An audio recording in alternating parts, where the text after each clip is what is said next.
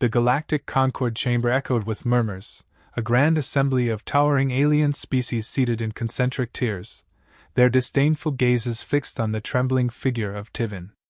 The Civic's envoy barely reached the podium's edge, his small, mouse-like frame dwarfed by the massive architecture and the intimidating presence of the Concord Council members. His thin voice quivered as he addressed the gathering. Our home, Takara, is dying. The meteor's strike fractured our atmosphere, leaving it toxic and unstable. Without aid, we will not survive.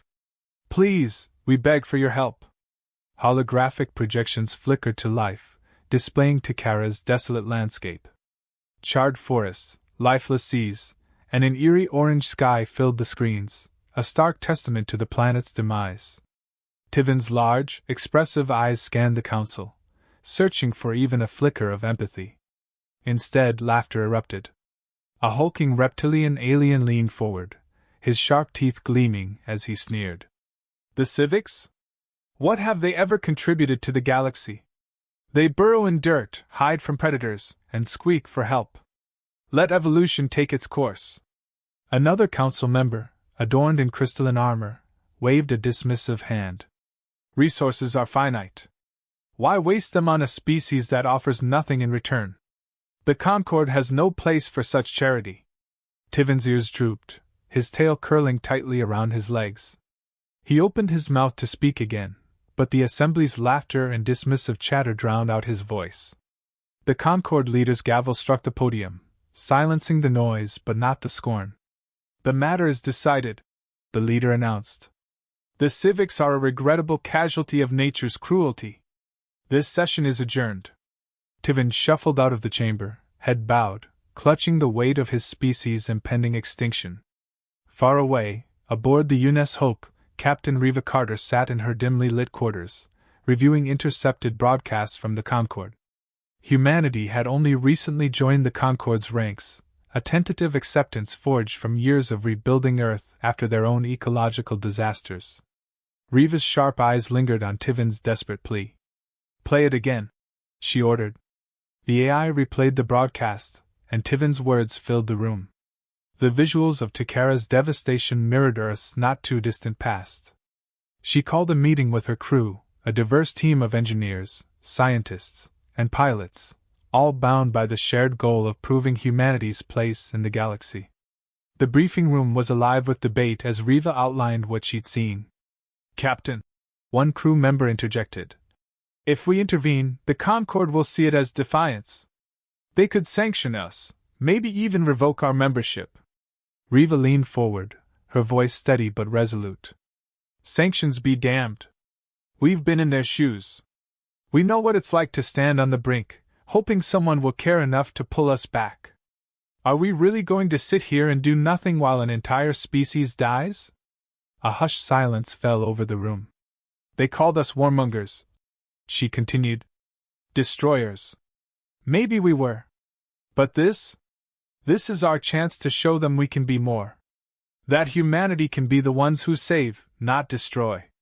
The crew exchanged glances, the weight of the decision settling over them.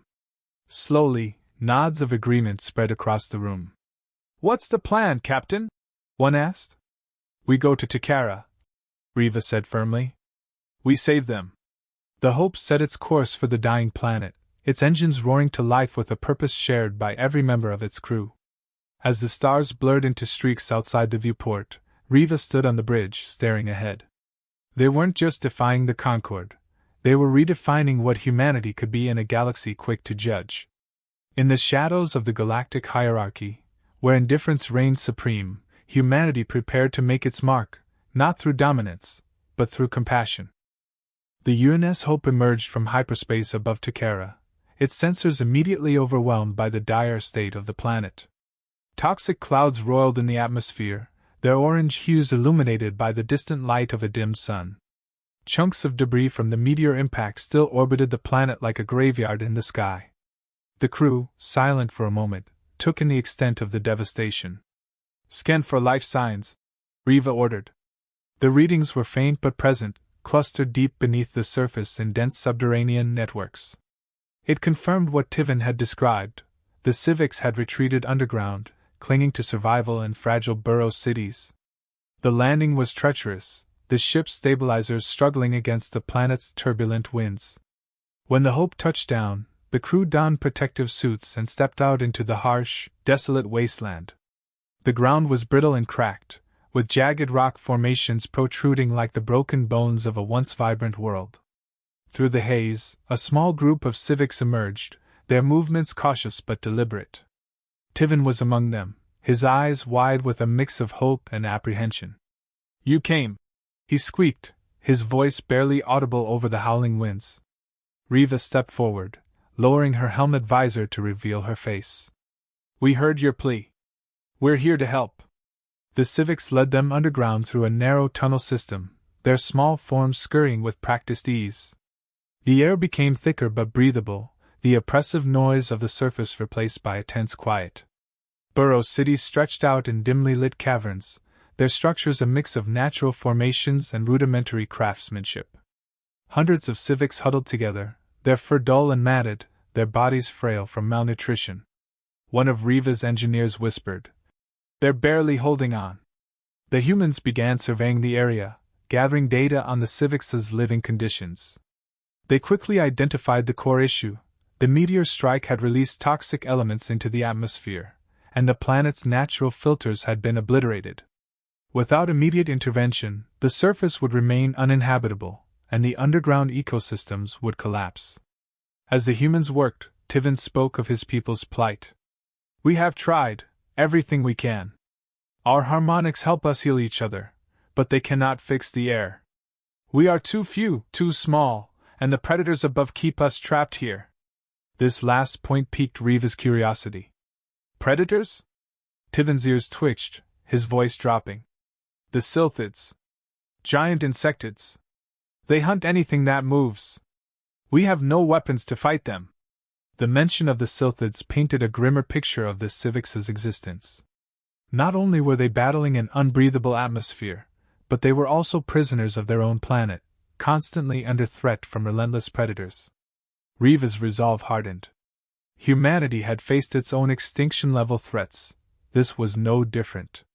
The crew began deploying atmospheric analyzers and drones equipped with terraforming technology. The drones worked tirelessly, seeding the atmosphere with stabilizing compounds and deploying nanomachines to repair the planetary filter. The process was slow and meticulous, requiring precise calibration to avoid further damage. As the humans worked, they noticed something extraordinary.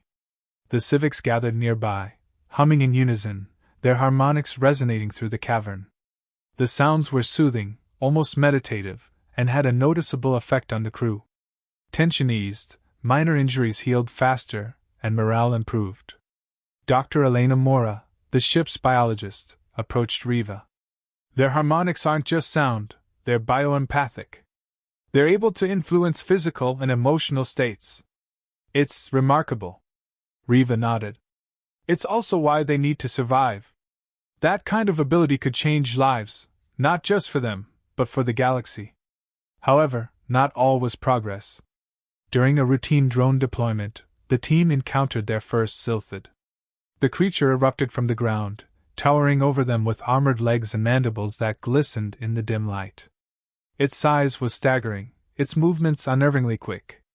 The humans managed to scare it off with concentrated energy pulses, but the message was clear: the Silthids were a constant, lethal threat. Later that day, a Concord transmission reached the Hope. It was a formal warning, curt and threatening. "UNS Hope, your unauthorized actions on Takara are in direct violation of Concord policy. Cease operations immediately and vacate the planet, or face consequences." Riva deleted the message without a second thought. "They can lecture us all they want. We're staying." Despite the external pressure and the dangers, the humans and the civics began to form a bond. The civics, inspired by the humans' determination, offered their harmonics to support the efforts. Working together, they reinforced the burrow walls, constructed temporary air filtration systems, and pushed further towards stabilizing the planet's atmosphere. Every victory, no matter how small, felt monumental. For the first time in generations, the civics had a glimmer of hope, and humanity proved itself not through might but through compassion and ingenuity. The path ahead was treacherous, but both species were determined to see it through. The terraforming project was finally showing progress. The atmospheric stabilizers were operational, and the drones worked tirelessly to repair the planet's fractured ecosystem. For the first time in decades, faint sunlight began to pierce through the toxic clouds above Takara. The civics, though cautious, emerged from their burrows in small groups to witness the changes. Some stared in awe at the unfamiliar sight of the sky, others remained near the entrance, too wary to venture far from safety. Riva stood with Tivin, watching as his people slowly adjusted to the idea of hope. "This is just the beginning," she said. "Soon you'll have your planet back." Tivin nodded, his whiskers twitching, but his eyes betrayed unease. "The Silthids won't let us keep it." The words lingered in Riva's mind. The Silthids had remained an ever-present threat, their sightings increasing as the terraforming progressed. Still, her focus was on the immediate task, until the sabotage happened. In the middle of a critical terraforming phase, an explosion tore through one of the stabilizer arrays. Emergency alarms blared as the structure collapsed, releasing a wave of toxic gas that began spreading toward one of the main civics burrow cities. Panic ensued as the humans scrambled to contain the damage, but the sabotage had been precise, almost surgical, crippling their progress. Tivin and the other civics froze, their instinct to retreat clashing with their desperation to protect their fragile home. Riva's crew worked frantically, deploying drones to seal the leak and divert the toxic cloud. As the chaos unfolded, Riva received a covert message from a Concord operative. "This is your warning, Captain. Stop interfering. The civics are a doomed species. If you insist on defying the Concord, you'll share their fate." Riva's jaw tightened as she read the message. It wasn't just indifference. The Concord was actively ensuring the civics' extinction. This wasn't about resources or pragmatism. It was about maintaining a hierarchy where the weak had no place. She didn't share the message with her crew. Instead, she doubled down on the mission, rallying her team to repair the damage and accelerate their efforts. The sabotage had shaken the civics, but Tivin, trembling as always, stepped forward with a courage that belied his fragile frame. "We can help," he said. His voice was small but resolute. "Our harmonics, they can stabilize the atmosphere breach." Riva hesitated. The civics' harmonics were powerful, but the process would be dangerous, requiring them to venture closer to the unstable area than they ever had before. Tivin saw the doubt in her eyes. "You've risked everything for us," he said. "It's our turn to do the same." The civics gathered in a circle near the breach stabilizer. As the humans worked to contain the damage, the civics began their harmonic chant. The sound was unlike anything Riva had heard before, a complex symphony of tones that resonated through the air and seemed to ripple across the ground itself. The vibration stabilized the toxic gases, slowing their spread and buying the humans precious time to repair the array. But the strain was evident. The civics, already weak from years of malnourishment, began to falter. Tivin's knees buckled, but he held his position, pushing his voice to amplify the harmonics. Riva's crew worked faster, inspired by the civics' courage. As the breach was sealed and the immediate danger passed, the civics collapsed in exhaustion. Tivin lay on the ground, his breathing shallow but steady. Riva knelt beside him, her voice soft. "You saved us all." He smiled faintly. "You gave us the strength to try." Word of the civics' bravery spread, not just among the humans but across the galactic network. The broadcast, carried by the UNS Hope's communication system, showed footage of the small, fragile creatures risking everything to protect their home. It was a stark contrast to the Concord's earlier dismissal of them as weak and helpless. Back on the Concord's main station, debates erupted. Public opinion among the member species began to shift. Some saw the civics' actions as proof of their worth, while others remained staunch in their belief that intervention was a mistake. The divide highlighted the growing tension within the Concord itself. On Takara, the humans and civics worked closer than ever, their partnership solidified by shared adversity. Riva, however, couldn't shake the feeling that the Concord's interference wasn't over. The sabotage had been deliberate, and there was no guarantee they wouldn't try again. She called a meeting with her senior crew. "We're making progress, but the Concorde isn't going to stop," she said. "We need to be ready for anything." Her words proved prophetic. Less than 2 days later, another attack occurred, not on the equipment this time, but directly on the Burrow city. The Sylphids, unnaturally aggressive, swarmed the area in numbers far greater than expected. It became clear that the sabotage hadn't been limited to technology. The Concorde had somehow provoked the Sylphids, turning them into weapons of destruction. Riva and her team armed themselves, fighting alongside the Civics to protect the Burrow. The battle was chaotic, with the Sylphids relentless in their assault. The Civics once again used their harmonics, this time as a weapon, disorienting the creatures long enough for the humans to strike. But the cost was high. Several Civics fell, their frail bodies unable to withstand the effort.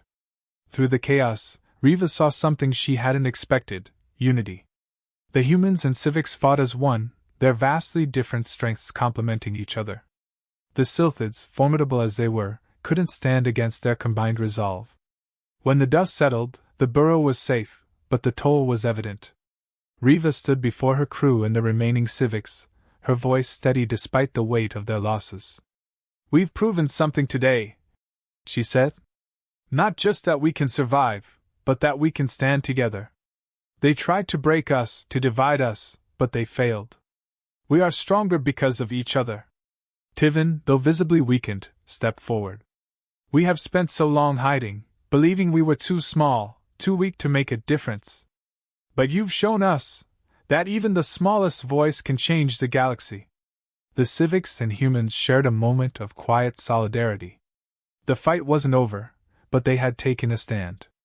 Against all odds, they had shown that compassion and unity could overcome even the most insurmountable challenges. The final phase of the terraforming project was underway. The atmospheric stabilizers were nearing full functionality, and the drones had repaired significant portions of the planetary ecosystem. A faint blue tint was returning to the sky, and the first signs of native vegetation sprouting above ground offered a fragile but promising glimpse of hope. The Civics, once confined to their burrows, ventured further each day, their cautious optimism bolstered by the humans' tireless efforts. But there was no celebration yet. Everyone knew the Sylphids would not let this progress go unanswered. The predators had become increasingly aggressive, their attacks coordinated and relentless. The Civics whispered fears that the Sylphids were responding to the terraforming, their instincts treating the changes as a threat to their dominance of the surface. For the humans, the stakes were clear. If the Sylphids launched an all-out assault before the atmosphere was fully repaired, everything they had worked for would collapse. Riva gathered her crew and Civics leaders for a final strategy meeting. "We can't hold back anymore," she said firmly. "This is it. The Sylphids will come, and we need to be ready to face them head-on. If we fail here, there won't be another chance." The humans prepared their defenses, deploying energy barriers and weaponized drones around the main Burrow city. The Civics, though physically fragile, insisted on contributing. They organized harmonic groups, determined to use their bioempathic resonance to aid the defense, even if it meant risking their lives. Tivin, still recovering from the strain of the previous battle, stood at the forefront of his people, his resolve unwavering. When the Sylphids came, they arrived in numbers that exceeded even the worst predictions. Dozens of the massive insectoids swarmed from the distant hills, their chitinous armor glinting under the pale sunlight. They moved with terrifying speed and coordination, their massive mandibles clacking as they closed in on the humans' position. The battle began with an earth-shaking ferocity. Energy weapons fired in rapid bursts, drones swarmed overhead, and harmonic waves rippled through the air as the Civics unleashed their unique ability. The Sylphids were disoriented by the harmonics, their movements faltering as the resonance disrupted their senses. This gave the humans critical openings to strike, but the sheer number of attackers kept the defenders on the back foot. Riva fought on the front lines, directing her crew and Civics allies with precision. "Focus on the groups closest to the burrow entrances," she shouted over the cacophony. "We can't let them breach the tunnels." The Sylphids, however, seemed almost impervious to fear or pain. For every one that fell, another took its place, their relentless advance threatening to overwhelm the defenders. The humans pushed their technology to its limits, deploying high-energy explosives to thin the swarm, but the creatures adapted quickly, their movements growing more erratic to avoid concentrated fire. Amid the chaos, Tivin and his harmonic group became the key to turning the tide. Standing at the center of the battle, they amplified their resonance to unprecedented levels, creating a sonic barrier that slowed the Sylphid's advance. The effort was visibly draining, their small bodies trembling with exertion, but they refused to falter. Tivin's voice, though frail, carried across the battlefield. "We are not helpless. We are not weak. This is our home, and we will fight for it." His words seemed to rally both the civics and the humans, their determination renewed. The defenders redoubled their efforts, finding ways to exploit the openings created by the harmonics. Slowly but surely, the Sylphid's momentum began to falter. But the cost was steep. One by one, members of the harmonic group collapsed, their bodies unable to withstand the strain. Tivin, seeing his people fall around him, pushed himself even harder, his resonance growing stronger and more focused. The sound was almost tangible, a pulsating wave that rippled through the ground and shattered the morale of the Sylphids. As the final wave of Sylphids surged forward, Riva realized that Tivin's effort alone wouldn't be enough to stop them. "We need to finish this now," she shouted to her crew. "Hit them with everything we've got." The humans unleashed their last reserves of firepower, targeting the densest clusters of Sylphids with precision strikes. The civics, inspired by Tivin's bravery, regrouped and added their voices to the harmonics, creating a deafening crescendo that overwhelmed the Sylphids completely. The predators, disoriented and battered, began to retreat, their massive forms lumbering back toward the hills. When the dust finally settled, the battlefield was littered with the remains of the Sylphids and the faint hum of exhausted harmonic resonance. The humans and civics stood together, battered but victorious. The Burrow city, though scarred, remained intact, and the terraforming equipment was untouched. Tivin lay on the ground, his breathing shallow but steady. Riva knelt beside him, her voice filled with gratitude. "You did it, Tivin.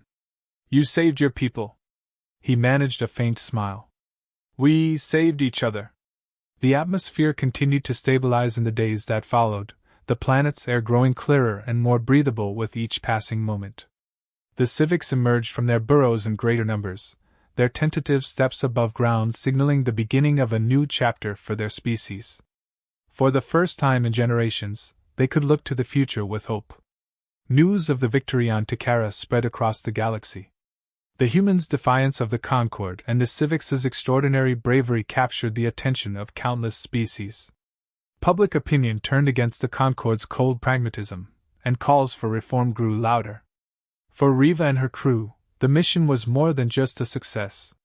It was proof that humanity could be a force for good, a symbol of compassion and resilience in a galaxy that often chose indifference over action. As the UNS Hope prepared to depart, the civics gathered to bid farewell, their harmonics resonating in a song of gratitude and unity. Tivin, still weak but determined, addressed Riva one last time. "You showed us what we could be.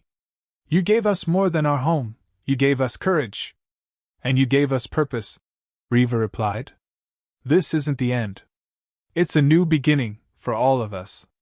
As the Hope ascended into the now blue sky, the civics stood together, their small forms illuminated by the sunlight they had fought so hard to reclaim. For the first time in their history, they were no longer just survivors, they were a people with a future.